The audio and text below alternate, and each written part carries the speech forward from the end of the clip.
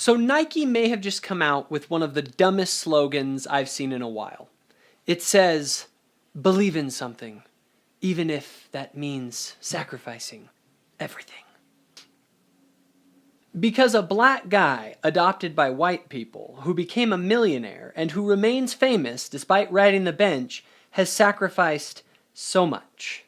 It's also kind of ironic that a massive corporation with a pretty ugly history of child labor is suddenly speaking out against social injustice. Believe in something? Really? Does it not matter what we believe in? Isn't what we believe in kind of the crux of the matter?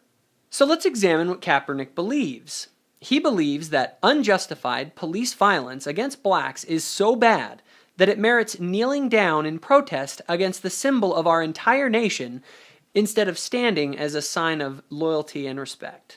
I can just hear people now saying, "But he has the right to protest, and he's doing it peacefully. What's your problem?" Okay, so no rational person out there says he doesn't have the right to protest. My issue is that what Kaepernick believes, which again is the crux of the matter, is complete and utter nonsense. The man is disrespecting the symbol of our shared national identity based on that nonsense. But aren't black people arrested and physically roughed up by cops disproportionately compared to whites? Sure, but let's examine this.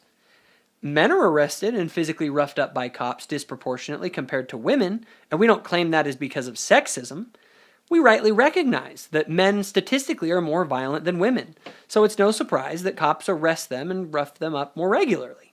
So is the black community statistically more violent than the white community? Does government data clearly show a difference? Yeah. The FBI crime stats are super clear, and we all know it. We all know that inner cities are dangerous places, and we also know that's where a large segment of the black community lives. Oh boy, now I can hear people screaming racist.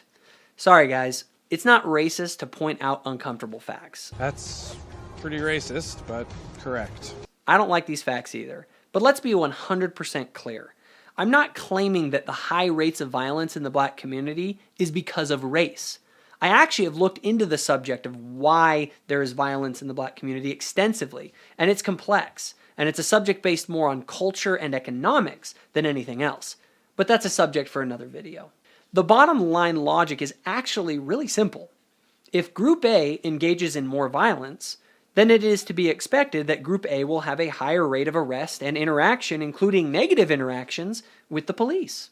Also, to be clear, I believe cops should treat everyone equally and without bias, but it's not that simple. It's really easy to be an armchair quarterback.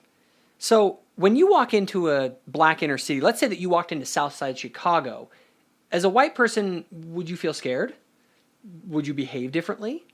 Is that because you're a racist? Cops are 3 to 4 times more likely to be shot by a black suspect than a white suspect. And young black males, while only making up about 3 to 5% of the population, commit nearly half of the murders. Again, I'll link the government data on this below. So while I think cops should work to treat everyone equally, that's easy for me to say when it's not my life that's on the line. Just mentioning these facts will get you called a racist. But that's the thing about facts. They're kind of stubborn and they just are there whether people think I'm a racist or not.